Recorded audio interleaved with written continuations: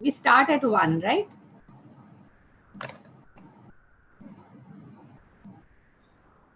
Just 2 minutes, ma'am. Okay.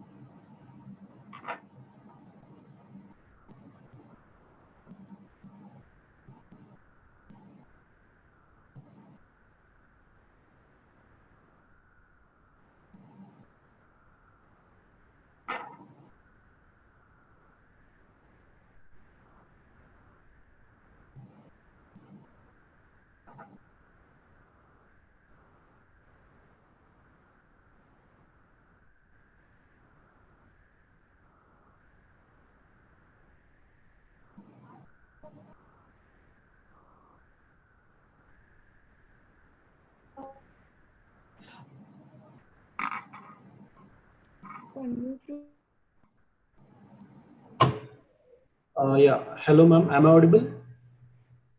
Hello, everyone. Yes, this is Sumit here. I'm the coordinator of Research Circle.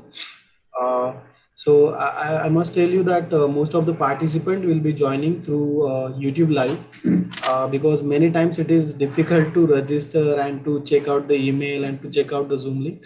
So we prefer YouTube Live is the convenient session. So what we'll do, we have already made this session live on YouTube, and the participant will be joining from Zoom and Research Circle app as well.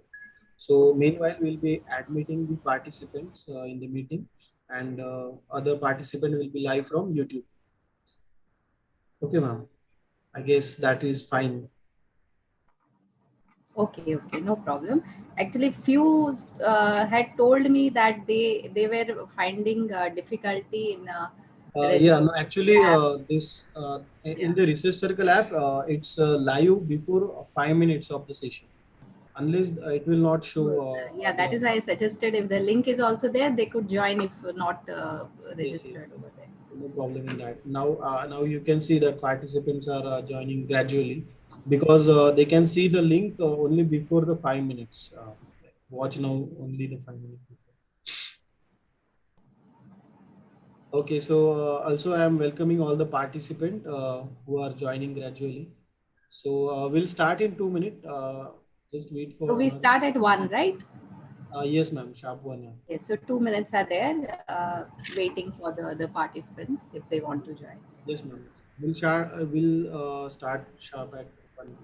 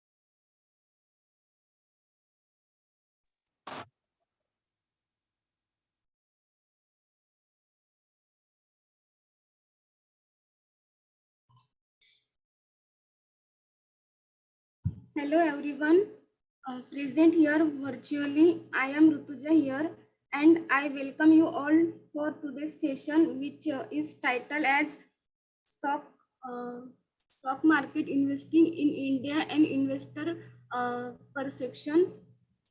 Uh, and presenting this session, we have with us our today's expert, Dr. Kajal Gandhi.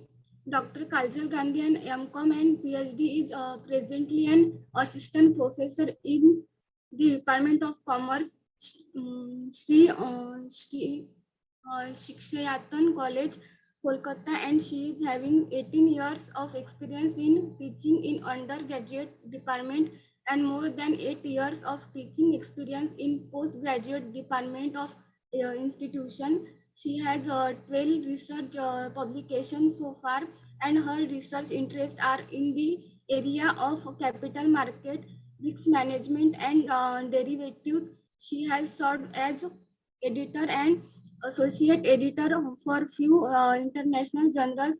Dr. Gandhi is a winner of Global Faculty Award 2021 for accomplishing excellence in educational services and exemplary work in the field of higher education. You can start now, ma'am. Hello, ma'am. Hello. Hello, ma'am. Am I audible now? Yes, ma'am. So should I start? Yes, ma'am. First of all, I take this opportunity to thank Research Circle for giving me this wonderful opportunity to interact today with the wonderful audience to make my presentation on the stock market investing in India and investors' perception. As we start, the Indian stock market is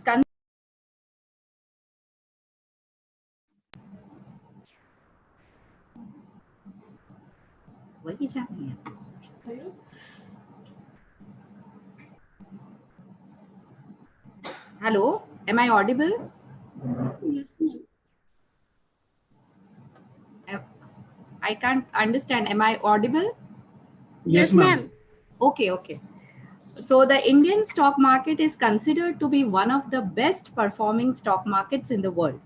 Strong fundamentals and superior performance registered by companies in India have made the Indian stock market a lucrative investment destination both for domestic as well as foreign investors. National Stock Exchange has a total market capitalization of more than 3.4 US dollar trillion, making it world's 10th largest stock exchange as of August 2021. Nifty, the NSE index has witnessed a spectacular journey from 1,107 points in 1996 to crossing 17,000 benchmark in 2022. Sensex has hit the 57,000 milestone in 2022 as the Indian benchmark continued the bull run while consistently surprising by setting new records in past few years. So since its inception with 1978-79 as the base year, the Bellwether Index has rewarded the long-term investors handsomely. Sensex has multiplied 560 times since its inception. By averaging around 15% CAGR during the last 42 years, Sensex has rewarded long-term investors very handsomely. However, the journey of the Indian stock market has been volatile, with sharp ups and downs unnerving the short-term investors and traders. India's first equity index was closed above the four-digit figure of 1,000 for the first time on 25th July 1990. Many economic and political events had pushed the levels of the benchmark index to several milestones, from surpassing 5,000 in 1999, closing above 10,000 in February 2006, to hitting 50,000 in January 2021, and now 57,000 in 2022. There are more than 6,800 companies which are listed over both the exchanges, that is National Stock Exchange of India and Bombay Stock Exchange of India. And out of that, currently there are around 1,600 companies which are listed on NSE, out of which 1,328 are in active status. Unlike countries like United States, where nearly 70% of the country's GDP is derived from large companies in the corporate sector, the corporate sector in India accounts for only 12 to 14% of the national GDP as of October 2016.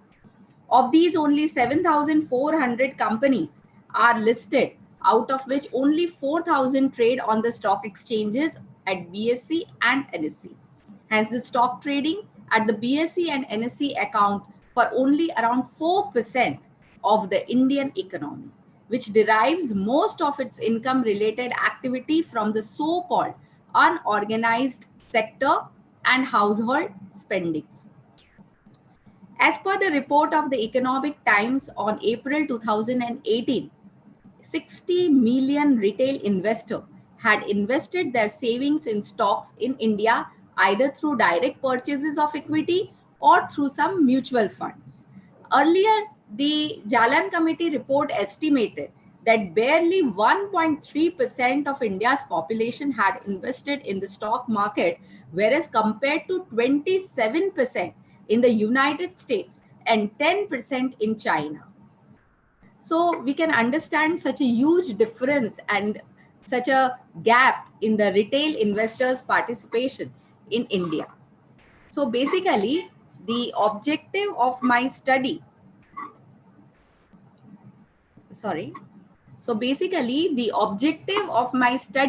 is to focus on individual retail investors and their perception towards stock market investing in India.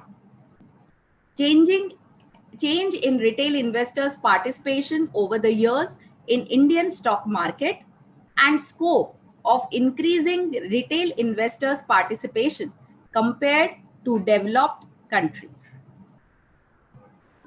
As we know that individual retail investors who invest in stock market, they generally take a short-term view, right?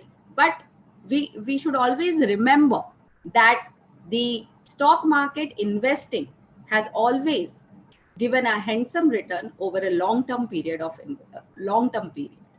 Now, when we talk about the categories of investors, basically the investors are broadly classified under the following categories, like retail investors, also called individual investors.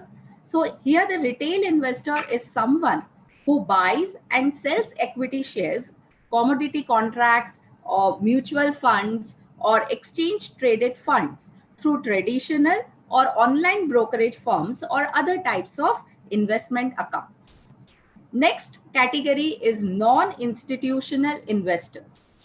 So non-institutional investors mainly include the high net worth individuals, HNIs, and corporate bodies. The third category is about qualified institutional buyers. So who are these qualified institutional buyers? Qualified institutional buyers are basically those institutional investors who are perceived to possess expertise and the financial strength to evaluate and invest in the capital market. So a qualified institutional buyer is defined by the SEBI as a mutual fund, venture capital fund, alternative investment fund, and foreign venture capital investor registered with SEBI. A foreign institutional investor and the sub-account which are registered with SEBI. A public financial institution as defined in Section 4A of the Companies Act 1956. A scheduled commercial bank, a multilateral and bilateral development financial institution, a state industrial development corporation. Next is an insurance company registered with the Insurance Regulatory and Development Authority, a provident fund with minimum corpus of say 25 crore rupees, a pension fund with a minimum corpus of 25 crore rupees, National Investment Fund, insurance fund set up and managed by Army, Navy or Air Force of the Union of India, and insurance fund set up and managed by the Department Post, India. So why we talked about this qualified institutional buyers? Because the qualified institutional buyers includes two major players of the Indian stock market, like foreign institutional investors and domestic institutional investors. These are the two categories of investors who are the major driving forces in the Indian capital market. DIIs, that is the domestic institutional investors, generally pool money from the small investors of the country, and then they trade in different securities and assets of the country. In addition to foreign institutional investors, the DIIs also play a decisive role in the performance of the stock markets and affect the net investment flows into the economy. Now, role of these FIIs and DIIs in the Indian stock market, let us see in details the DIIs. Who are the DIIs that are listed in Indian stock market? First is the mutual fund. Mutual fund invests shareholders' pooled investment to a range of assets and securities. There are several types of funds available for purchase depending on the risk tolerance and needs of the investor. Mutual funds are flexible and versatile, which make them ideal for the beginner investors. DIIs have the option to pick and choose their funds based on the financial goals and risk tolerance. Next, as you can see, the insurance companies. Next DII type of DII are the insurance companies, who are the huge contributor to the overall DII equity holdings. They invest the premium paid by the policy holders to cover their risk. Next is the local pension funds. So India's government run pension schemes like National Pension Scheme, Public Provident Fund and Employees Provident Fund Organization are massive contributors to the India's domestic institutional investments. Next, banking and financial institutions.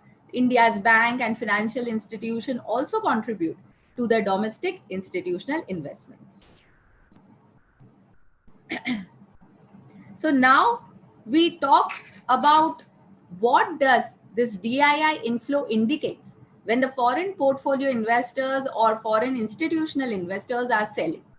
So while continued investment by DIIs indicate that the funds of retail investors are flowing into mutual funds and other market related instruments as fund managers enhance the equity allocation following a decline in market, it also indicates that the confidence of retail investor in the economy and growth, especially with an additional boost coming from the festival season and pent-up demand.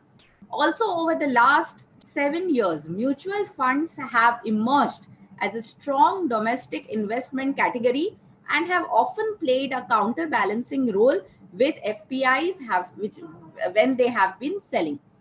According to data sourced from primeinfobase.com, mutual fund holdings in the companies listed on National Stock Exchange, which stood at 3.13% as of September 2014, have more than doubled to 7.36% in the quarter ended September 2021. What is the source of DII's fund? Now we talk about the domestic institutional investors who act as a strong defense against the sell-off by the foreign players. Now, why am I putting more stress on these DIIs? Because till late 2016, the foreign institutional investors have been dominating the Indian stock market. If I will come to this again in the later slides, that the data that I will show you, how the foreign institutional investors had dominated the market, how they played like a market player in the Indian stock market. So with the growth of the domestic institutional investors, and with them day by day making stronger, they are now acting as a strong defense against the sell-off of the foreign players. So earlier, when the funds of arsenals of these DIIs were small, the market used to find it difficult to counter the actions of FIIs. Funds invested by DIIs are mostly from the retail investors who contribute to various schemes of insurance companies and mutual fund.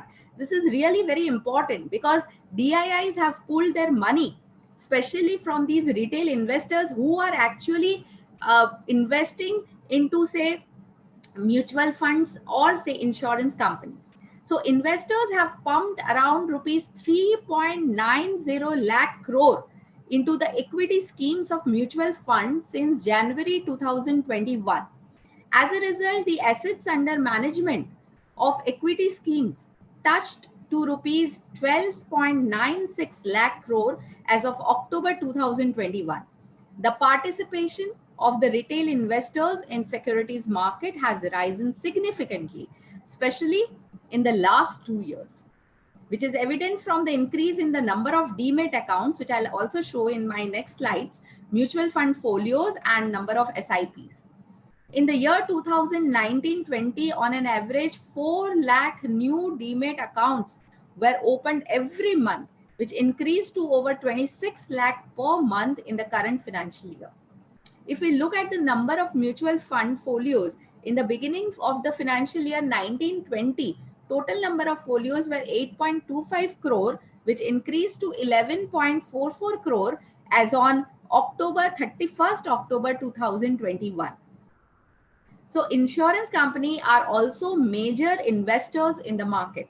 We should not forget that the insurance company, because they invest on a long-term basis, say 10 to 15 years, where LIC alone normally invests around rupees 50,000 crore every year. Now, a comparative analysis on impact of FIIs and DIIs on the market return during pre and post lockdown period we are looking at. Now, the lockdown was basically propagated by the conditions which were developed by the SARS-2 virus, or severe acute respiratory syndrome coronavirus 2, also known popularly as COVID-19. So it basically originated in Wuhan, China, and spread globally, causing destruction of human health, lives, and economies. The Indian economy tumbled like a house of cards in the coming days of lockdown. It had a severe impact on not only the financial well-being, but also the emotional and physical well-being of the people. It brought about the social and economic life to a standstill. The lockdown transformed into an economic and labor shock, affecting the supply, that is the production of goods and services, and the demand, that is consumption and investment. So actually it was rightly described as the worst global crisis since World War II. As per the Asia Development Bank, the COVID-19 outbreak could cost the Indian economy between $387 million and $29.9 billion in personal consumption losses. So the lockdown adversely affected the financial markets and the economy. No previous pandemic had ever affected the stock market indices more powerfully than COVID-19. The downfall of the stock market can partially be attributed to a halt in economic activities and partially to the price pressure due to economic uncertainty and exaggerated investor fear. The underlying dynamics of this downfall and subsequent fear aggravated due to lack of information regarding the new virus, and it caused large volatilities in the Indian stock market. This led to uncertainty in the market and resulted in heavy outflows in the market. If we look at the NSDL data, the foreign portfolio investor withdrew huge amounts from India, say rupees 247.76 billion from equity markets and rupees 140.50 billion from debt markets in a short span of 13 days. And that is from 1 to 13th of March 2020. That has caused a lot of volatility in the capital market, and National Stock Exchange and Bombay Stock Exchange halted trading using a circuit breaker on 13th March and 23rd March 2020, 2 times within 15 days as per the report of Economic Times 2020. But one striking observation was the quick recovery in the trading activity after the downfall. And why did this happen is more interesting. This was majorly because of the buying by the retail investors and domestic institutional investors. As the pandemic went on in its later stages, it became clear that India's response to the pandemic is of a very high order, and the sentiments became more positive. Now I am showing you a table where you can see the data of last 15 years. That is the net purchases or sell by FII and DII, which are here represented in INR crores, and also they are compared with the Nifty returns in percentage. So why this data I have compiled here, basically this will give you an idea that in the initial years, as I was telling you, if you look carefully till 2016, whenever the FIIs were selling, this negative here is representing the sales, net sales. Okay, so whenever the FIIs were selling, the market was going down. The return from the market was a negative. In 2008, you can see when the world was hit by a global financial crisis, and there was a huge withdrawal of funds from the market by FIIs, and the return, as you can see, had gone to minus 51.79%, even though the DIIs were buying the stock at that time.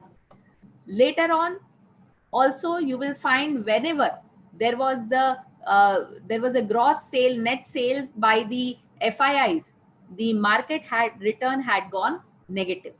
But now you look from 2016 onwards, where even when the FIIs were selling, the market return still kept positive.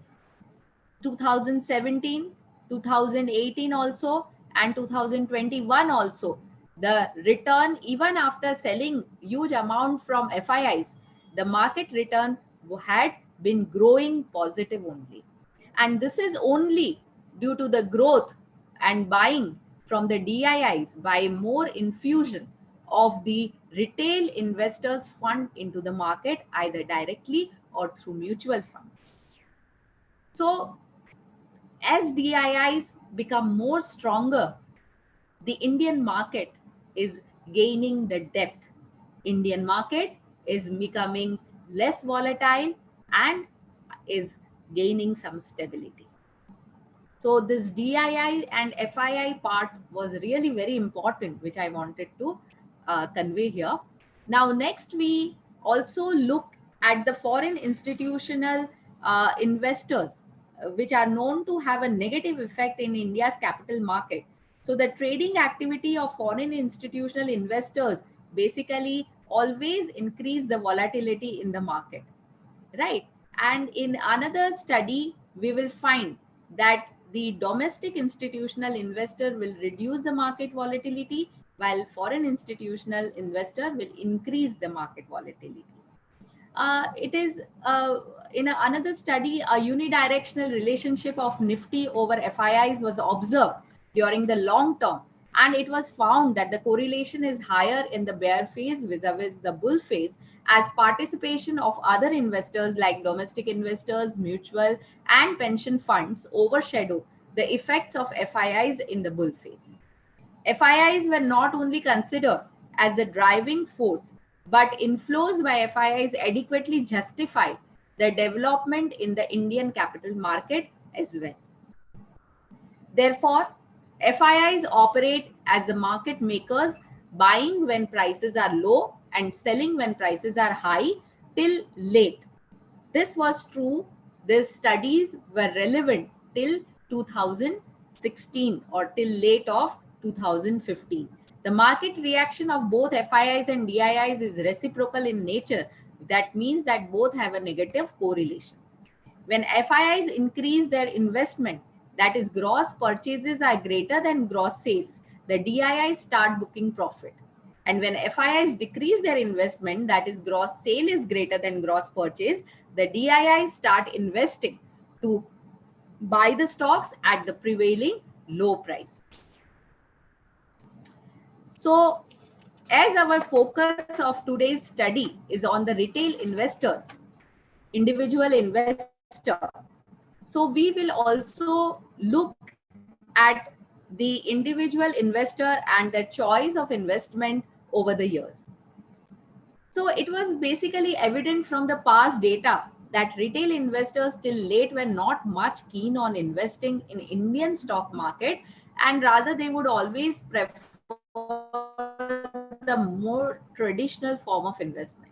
So before we come to that, the forms of investment, we just have a overview on the investment and the investment avenues from the investor's point of view. And also why one would invest, what are the goals for investment. So basically investments are the current commitments of money or other resources in the expectation of reaping future economic benefit. According to Fisher and Jordan, an investment is a commitment of funds made in the expectation of some positive rate of return. Even the Sharpe defines investment as the sacrifice of current dollars for future dollars. Investments are basically made with an expectation to earn some positive returns out of them. The main objective of any investor would be to minimize the risk and maximize his return from the investment. Savings in form of cash not only fails to earn anything, rather depreciates its value during inflation. So investment is a form of hedge or protection against inflation. Again, return from invest to induce an investor to invest in the capital market. Thus, the basic objective of investment, as we can summarize, is maximization of return, minimization of risk, and hedge against inflation. So all investors basically like to have high return from their investment with minimum undertaking of risk. Investing has become increasingly important over the years as the future of social security benefit. There are large number of investment avenues available today. So when we talk about these different investment avenues, they are categorized or grouped basically into 4 categories. Number 1, financial securities. Number 2, non-securitized financial securities. Then mutual funds, and then real estate. So when we talk about financial securities, they are the investment instruments that are freely tradable and negotiable. These would include equity shares, preference shares, convertible debentures, non-convertible debentures, public sector, bonds, savings certificate, gilt-age securities, and even your money market securities. Non-securitized financial securities are basically the investment instruments that are non-tradable. They are non-tradable, but non-tradable, transferable, or non-negotiable. So they include bank deposits, post office deposits, company fixed deposits, provident fund schemes, national savings schemes, and life insurance. The mutual fund investments are indirect investments. Investors who do not directly want to invest in the markets could buy the units or shares in the mutual fund schemes. So basically, the mutual funds are based on the principle that a large number of investors who pool their monies collectively in a single fund, which is invested by a professional fund managers in shares and securities of a large number of companies. Real assets are intangible assets like gold, oil, and real estate. These assets have intrinsic value owing to having their utility. That is, the value of real asset is derived by virtue of what it represents. Next, we talk about the comparison of a stock market versus various investment instruments. There have been many arguments regarding investing in stock market as against investing in other forms of investment avenues. But it is also clear that each form of investing has its own advantages over the other. An investor's selection of an investment avenue depends to a great extent on his investment objectives. Investors generally tend to avoid any investment which involves uncertainty. In the short run, stock or equities are volatile and unpredictable. That is true. But if a long-term perspective is adopted, it will be found that the stocks are the best performing assets when compared to all other classes of assets in the form of wealth creation. So it is learned from the history that in the long run, stocks clearly outperform any other investment vehicle. This will be clear from the chart that I have shown you here. If you look at it carefully, where a 5-year period, 10-year period, and a 15-year period has been taken into analysis. So in the last 5-year period, if you take a short-term view of last 5 years, you will find that gold has performed well. I mean, I will not say outperform, but almost good returns like equity it has given in last 5 years. But when you move ahead to say last 10 years, when you look at a perspective from last 10 years, you will see that equity has outperformed even the gold and also all other asset classes. And then if you look a more long-term perspective, say last 15 years, then it is clear that equity outperforms all asset classes in the long run. So you will be able to understand that in short term, you might find that some of the investment avenues are giving you more return, and this return, all considered here are inflation adjusted returns. Always remember that the equity is the only asset class which is giving you inflation adjusted return in the long term. So in the long term, equity is giving you the best inflation adjusted return and outperforming all other asset classes. Now we move on to the significant recent development in the Indian stock market investing in India. Currently, as I said, only 2.78 crore Indians are actually investing in stock market directly or indirectly, which is around only 2% of the country's population.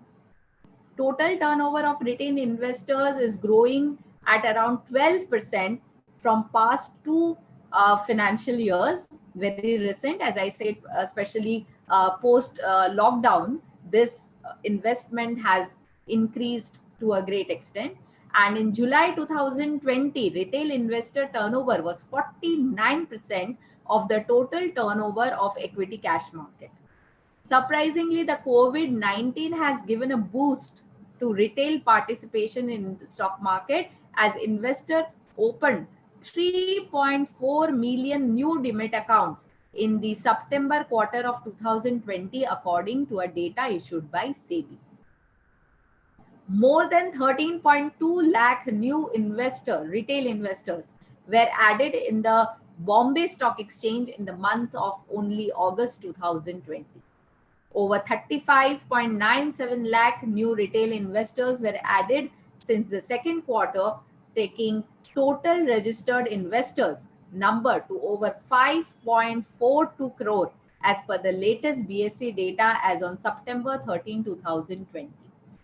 Around 1,605 listed companies such as RIL, L&T and HDFC, etc. hit the 11-year high retail holding, which is around rupees 10.58 trillion at the end of September 2020 as compared to rupees 9.15 trillion at the end of the just preceding 3 months. So here, I have shown you the last 3 years how the total number of demat accounts have increased over the years. So you can see in 1819 where the total number of demat accounts was 359 and there was an increase of 39 compared to the previous year in the demat account. In 1920, 409 was the total number of demat account where the increase was 50 compared to the last year, and in 2021 it came to 551 where 142 lakh demat account were added as compared to the previous year. And in 21-22 where the data was available only up to 31st October 2021, 738 total demat account at present were there, where 187 were added, 187 lakhs demat account were added compared to the previous year.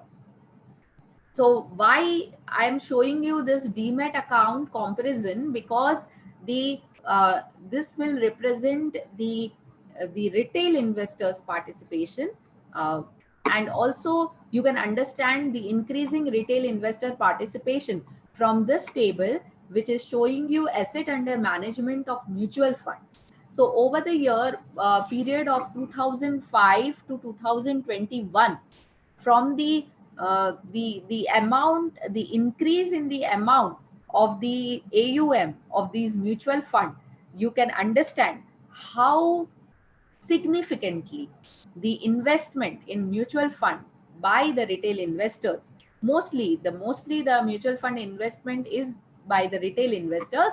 So here we can get an idea that how significant increment is there in the participation of the retail investors in the recent years. Next, we move on the psychology of the investors. When we talk about the psychology of investor, the quote of this Philip Fisher becomes relevant when says that the stock market is filled with individuals who know the price of everything but the value of nothing. So basically the three elements are the three psychological factors that are playing the minds of the investors. One is the fear, second is the greed, and third is the behavioral biases. Media actually presents sometimes the negative news in a very sensational and dramatic manner.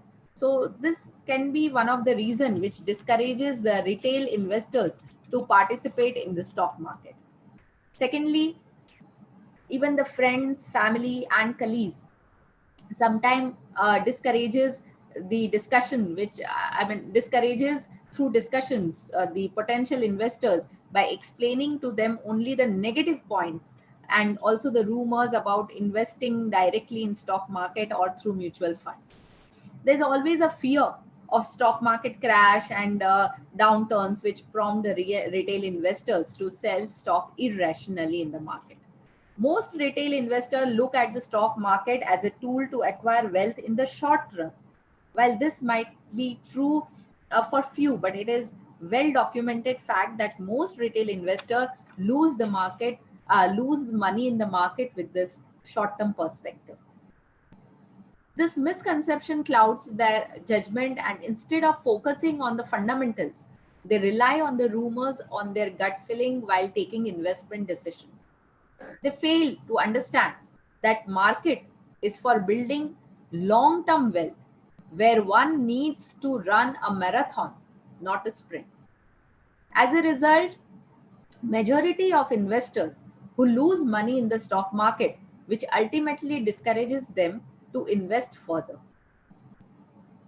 Now we look at the reasons for rising retail investment in recent years. One of the reasons is the declining saving avenues or you can say the low interest rate regime, which has led to greater interest by individuals in the stock market. Secondly, with key repo rate at 4%, the fixed deposit rates vary from 2.9% to 5.4 for different tenures. So even the current small savings rates are low, varying from 7.6% on say Sukanya Samriddhi Yojana account scheme, 7.4% on senior citizen savings schemes, and 7.1% on public provident fund, 6.8% on national savings certificates. So, and additionally, the pandemic, which has resulted in people spending more time in their homes, might also be another reason for their tilt towards the stock market trading.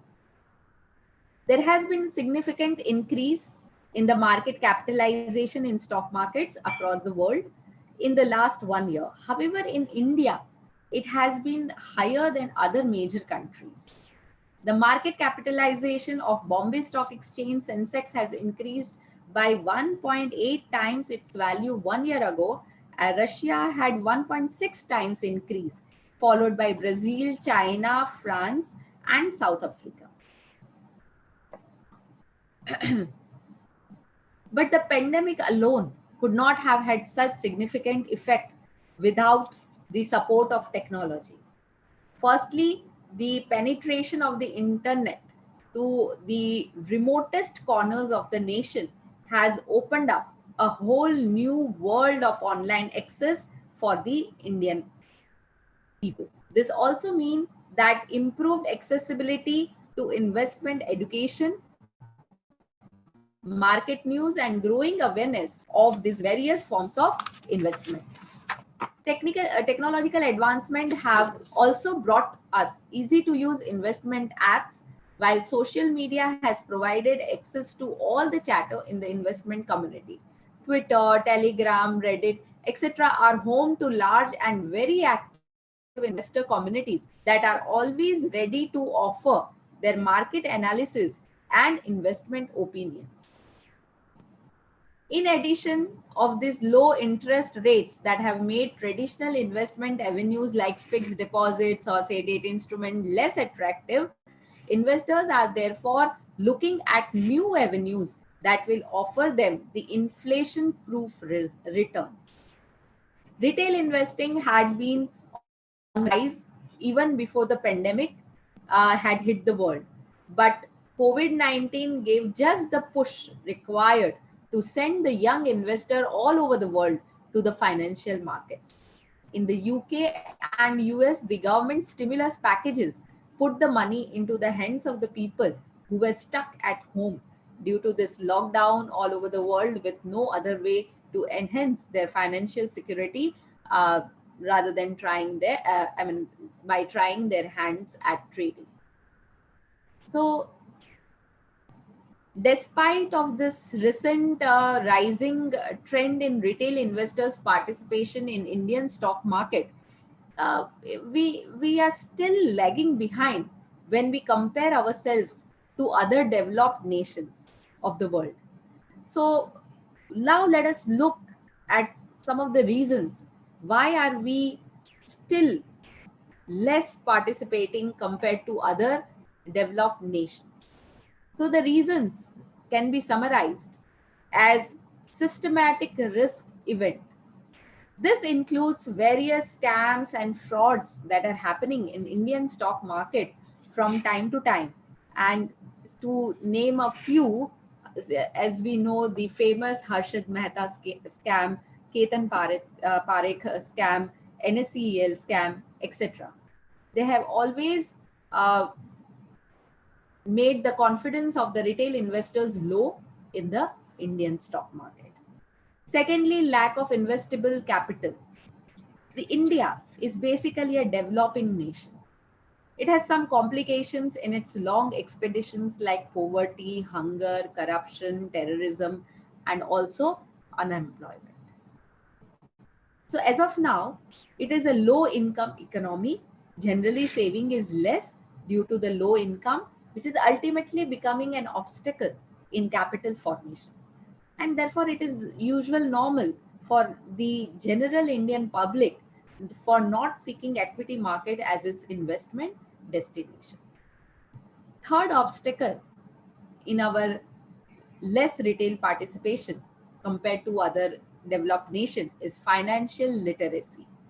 As per 2011 census, 74.04% of the total population is literate, but financial literacy is even lower. India has high rate of financial, I mean 74.04% of the population is illiterate, and financial literacy is even lower. India has high rate of financial illiteracy in comparison with other developing or developed nations. According to Global Financial Literacy Excellence Center, only 24% of the Indian adult population is financially literate. So cost of next point is the cost of information. So which includes opportunity cost and monetary cost both. For most of our retail investors, opportunity cost of investing time for taking investment is more than its benefit.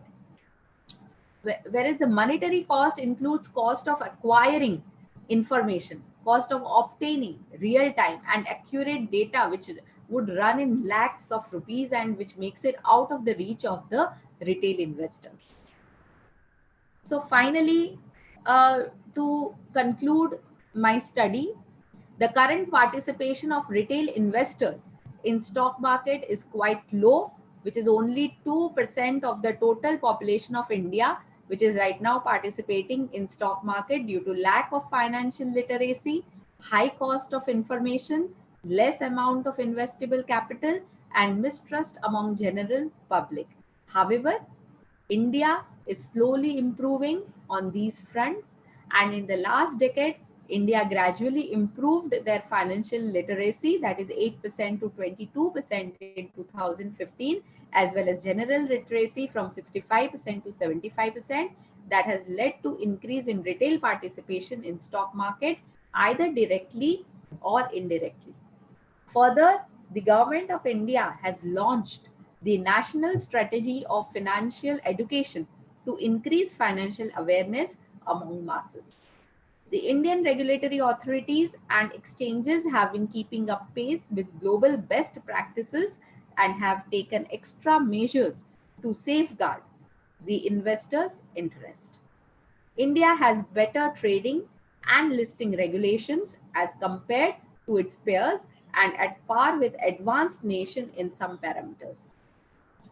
Increasing smartphone penetration and more internet facilities, low data cost has given a boost to the retail participation in equity market. A decade-long bull run and falling returns on the other asset classes has attracted a lot of retail investors towards the equity market. Additionally, several major events like COVID-19, demonetization, and collapse of financial institution has given a nudge to retail investor to look for opportunities in the stock market. But as I say, still we have to work hard more on the government has to come up with more ideas for including more retail investors in Indian stock market if we are looking for a very depth. We are looking for a depth in our Indian market in future. Thank you, everyone. Yeah, thank you so much, ma'am. It was a very nice and informative session, information. I would like to ask the participant, if you have any questions, you can just unmute yourself and you can just ask in 2-3 minutes.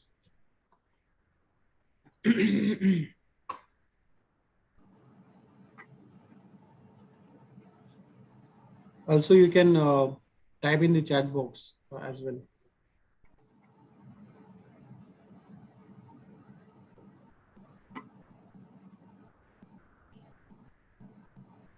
Anyone? Yes, hello. I'm unable to hear the question if there is any.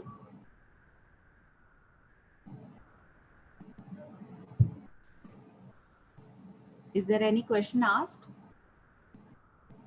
I suppose there isn't any question. Okay. I can't see any questions in the comment box as well. So yeah, I would like to say we are at the end of the today's session.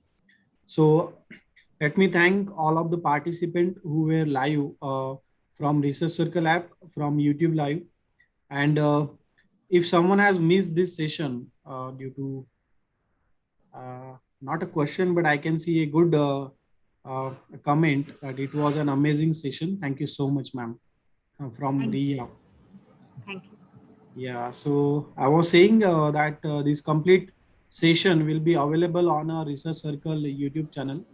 So if somebody was unable to attend it on live, so they can just go to Research Circle YouTube channel and watch there. Yeah, okay. I would like to thank all of them who were live from YouTube as well. And last but not the least, thank you so much, Dr. Kajal Gandhi ma'am, for taking out the time. Really, we have enjoyed the session and we have gained so much knowledge about this finance field and particularly literacy. So thank you so much, all of you, and thank you so much, ma'am. So with your permission, I would like to conclude today's session here. Thank you. Thank you everyone for giving me this opportunity and wonderful audience for your patient hearing.